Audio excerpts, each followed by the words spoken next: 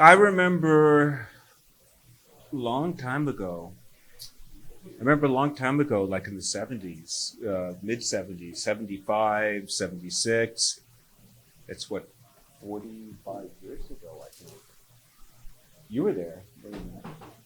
Um, I was this kid with a camera. I had a camera, and I would troll up and down the Sunset Strip and take pictures of rock stars.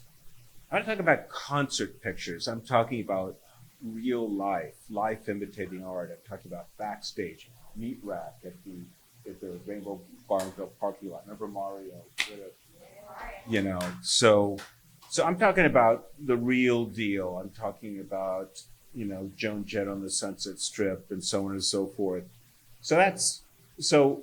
I mean, my mom introduced me to Andy in '72, and when I said Andy, that's Andy Warhol.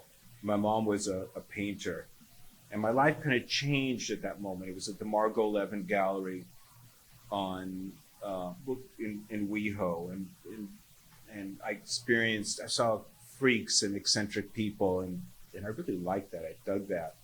But growing up in the San Fernando Valley, I had access to my parents' car, and I went from the valley to the Sunset Strip um, every single day. And I went there every single day, and I would drive over Coldwater Canyon, and I would turn left at the Beverly Hills Hotel, and I would get to Doheny, and I felt like I'd entered into a different civilization. Everybody looked different, and it was. Oh, wait, I'm just looking because I. Oh, good. Okay. I gotta get home. I took an Uber here, so it's just if I don't have my phone, I'm screwed. Um, anyhow, so so I was taking all these pictures. I was taking pictures of all these incredible iconic rock stars. I took pictures of Joan Jett, who was without a doubt my greatest muse. And Joan had style and class, and she'd walk into a room and people would look and say, "My God, who is this person?" I took photos of her at the front of the Pleasure Chest. We drove out to Sherman Oaks. We took pictures at Fluky's. Remember Fluky's? You're from the Valley, right? She's playing softball and so on. Um, and I took pictures of the Ramones, and I just spoke to Linda today, Linda Ramone, and we talked about Joey and so on. I made a picture of the Ramones at the corner of Sunset and Alta Loma, which I'll never forget. It was very iconic. I took pictures of the Pistols. There was one afternoon where Steve from the Pistols came over to my apartment at 999 North Doheny. He took off all his clothes except for his little bikini underwear and swam in the pool. And click, click, click. I took pictures of all this stuff. Blondie.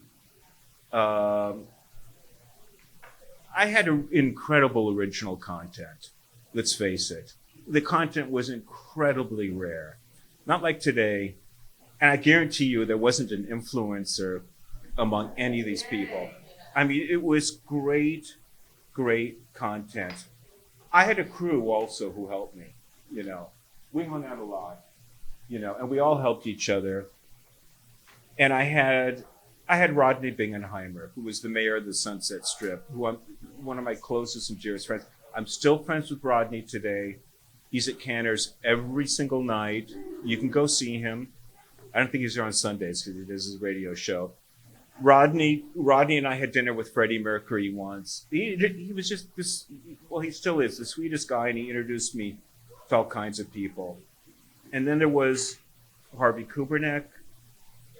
Harvey was the correspondent for Melody Maker in London, and he introduced me to how to get into the Rod Stewart and the Faces party. He did so much for me. And then there was Michelle Meyer. And Michelle was the queen bee of the Sunset Strip. And she worked for Elmer Valentine. And Elmer owned the Whiskey and the Roxy and the Rainbow and all that stuff.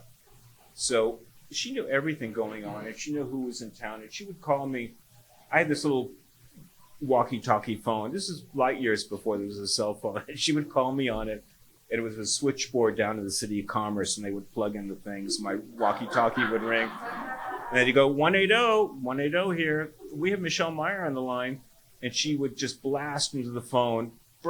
She never called me Brad. She said, it was always Brad Elterman. She said, Brad Elterman, Bob Marley and the Wailers are playing tonight at the Roxy. And half the Beatles are on the list, John Lennon and Ringo Starr. And I went there because I lived at 999 North Doheny, $315 a night for a month. Sorry, $315. Now it's a night. $315 a month for this apartment with a doorman and everything. It's just a studio, but she said, be there because half the Beatles are going to be there. So if Michelle said to be there, I was there. I waited 15 minutes. I got pictures of half the Beatles. Incredible euphoria on that. And then I had, probably my greatest mentor was a guy named Richard Creamer, who was a very eccentric, Richard, how are you? We lost him so early, and he was my mentor. He was the Helmut Newton of rock and roll, without a doubt. And he taught me he had a style about his pictures. Authorship in a picture is incredibly important. If you go to the Museum of Modern Art, you can say, okay, this is Helen Levitt, this is Walker Evans, this is a Richard Creamer picture, So he taught me about getting these pictures backstage. He said, forget it. And Richard had this funny voice. He looked like somebody's uncle, like an accountant, and he always talked like, oh, it's all happening and so on. And I'm sure that all happening thing came from Richard. And he had so much enthusiasm, and I learned a lot from him. So I had my crew, and I was trolling around looking for rock stars, and I would make these pictures. And I would go home at night, 4:00 in the morning, and I would develop them. I had a dark room in my mom's studio, so I would develop them, and I'd make the prints, and then I would go to the post office and mail them off to these magazines. Poster magazine, Hans Hartwig in Stockholm, big magazine, Poster magazine. They would buy all this stuff. Pop Photo magazine in the Netherlands, Bravo magazine in Munich, Germany, and Haruko Murakami, who was the editor of Music Life magazine in Japan. It was a bottomless pit, and I was an unstoppable juggernaut. They couldn't get enough of these pictures. And yeah, it was kind of the birth of original content, and I learned, there was no FedEx, so I would mail the pictures, and then after a while I realized, if I go down to the airport at LAX, it's called Worldways, I could save 2 days. My pictures could be in Japan in 3 days as opposed to 7. But anyhow, it was great. I was in a great situation. Rock stars everywhere, movie stars. We'd go to these things. We'd see Jack, like Nicholson. We'd see Warren, like Warren Beatty. Occasionally you'd see Frank, And these were real icons. I mean, these were real movie stars, and you're like, holy shit, not like today. So, and we kind of had access to these people because, the labels would invite a lot of these movie stars. We had a lot of holy shit moments, So I don't know if young people today really get that, but today original content, and it's also ephemeral. It's like it happens. It's like gone. It's history, But for me, it was great. But there was only one thing missing, and that was Dylan.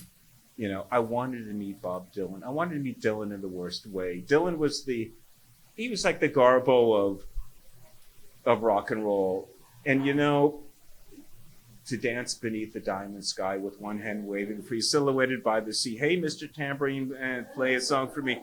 I loved him as a poet. And also, I loved the fact that he was such a recluse because you never, ever saw him. And if you did see him, because he was living in Zuma, if you did see him, he'd have shades on, and good luck getting a picture of him or meeting him. It's not going to happen, So... And my stars were aligned. totally. So I would go everywhere looking for Dylan. I would go to Hoot Night at the Troubadour. Joni Mitchell would be there, Neil Young, you'd see all these people. And I was always like, is Dylan going to be here? Is Dylan going to be here? Yada, yada, yada. I even went to a Herth Martinez show, Warner Brothers Records, or Reprise Records at the Roxy, because they said, oh, Dylan's going to be here. I wanted to meet Bob Dylan in the worst way.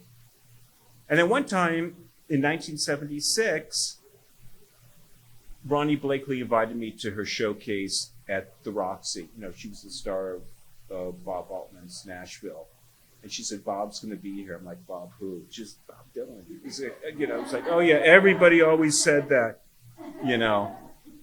But sure enough, I'm there. I'm sitting there with Rodney, with my pal Rodney, and so on, and I couldn't believe what I was seeing. But Dylan was there. Dylan actually did show up, and he sat in the. I don't know if you've been to the Roxy, the VIP thing was this upper tier thing.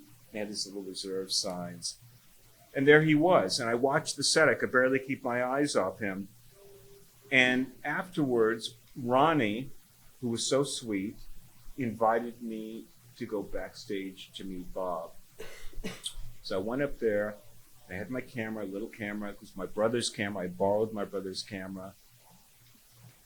And she introduces me to him. And the first thing he says to me is, you look like me. Which I really did, because I had the whole afro and so on. And I take pictures of him with Ronnie, cheek to cheek, hugging, and so on and so forth. Click, click, click, click. He was so into it.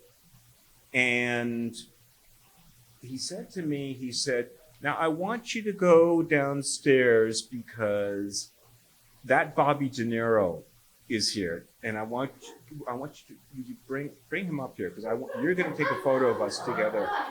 And I'm like, I didn't know who De Niro was. The taxi driver just came out. Listen, I mean, I didn't have a clue. We didn't have Netflix then. So anyhow, Sally Kirkland's there. She's an actress, and she says, "Don't worry." She says, "I'll go with him. I'll go with the kid." And we go down there. And she goes over to De Niro and she says, "Yeah, we have Bobby Dylan upstairs, and he wants to meet you, and he wants the kid here to take a photo of you together." And, he's like, "Yeah, sure, yeah, sure." He's, "No, it's true. He's really up there." So begrudgingly, he goes up the stairs and so on, and Dylan's there in the dressing room, crowded dressing room, and he's like this. And De Niro couldn't believe his fortune there. And I take some pictures, and Dylan says, "Okay, you set up the shot, you do the shot." And it was like a cast of a Fellini film there. There was Dylan, there was De Niro, there was Ronnie, there was Martine Getty, who was from the Getty family, and with her sister, Jutta Winkelmann. They used to go and hang out with all these bands and so on. So that's great provenance. So, and there was Sally Kirkland, and there was David Blue, who was Dylan's best buddy, who was a folkie, So he says, "You set it up, kid. So, okay, you stand here, whatever. Click, click, click. I'm making these pictures." And of course, I couldn't believe my good luck. And Dylan says to me, he says, "How much money are you going to make out of this?" I said, "Enough to pay my rent for months." He says, "Well, you have to promise me one thing." I said, "What's that?" He said, "You have to give half the money to David Blue." So I make these pictures, and then Dylan leaves, and he's walking down the stairway. When you're backstage, you go down the stairway, and Mario's there, and so on. And there's one security guard, and the backstage door opens to the meat rack. The door opens, and there's all the humanity out there. And I'm right behind. Literally, I'm right behind Dylan. And there's Ron Galella, the famous Jackie Onassis paparazzo. He's like, literally, it was like a Fellini film with the flashbulbs going off. And Dylan says to him, he says, "You're an assassin." And I didn't, okay, that was it. That was where it ended for me, because I had this incredible moment with him. And I turn around and there's Dolores Zebarth. Do you remember Dolores Zebarth? She was the photo editor for Rolling Stone. And she said to me, she says, "I don't get it." And I said, "What don't you get?" She's like, "How do these pictures just fall into your lap?" Because I was so prolific and I was everywhere.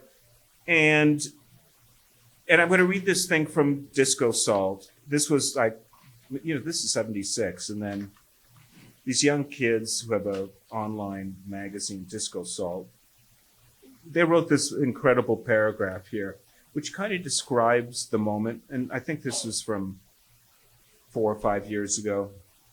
It says, "Brad's photos provide a rare and raunchy glimpse into rock and roll history, where it seems Brad is always at the right place in the right time, camera ready. And there is even a photo of Dylan posing with a young De Niro at the Roxy in 1976, and Brad, by some alignment of the planets,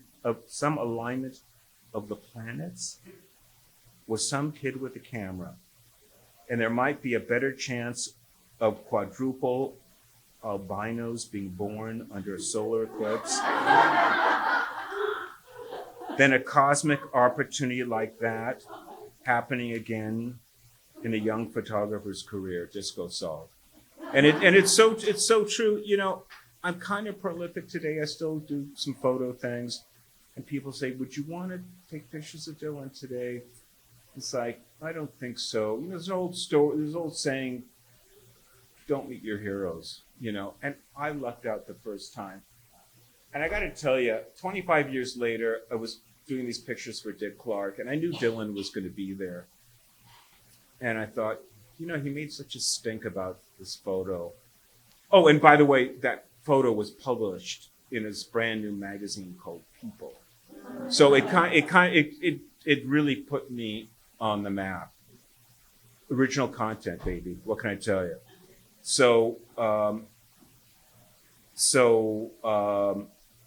I want to do it again today, I don't know. But I knew I was going to see him. I made a friggin' print, a silver gelatin print. I signed it, numbered it, the edition, the whole thing. And I saw him backstage. I went over to him and I said, 25 years ago, you asked me to make this picture for you. And I pull it out, and he looks at the photo, and he looks at me, and he looks at the photo, and he looks at me, and you know what he said? He said, "You keep it." So don't meet your heroes. Is anybody here on Instagram? So a few, like 5 years ago, the Sunset Strip did this whole thing up and down the strip, and they did these life-size pictures of mine, of Debbie and Joey and all that stuff, and they did the picture of Dylan with De Niro backstage from 76.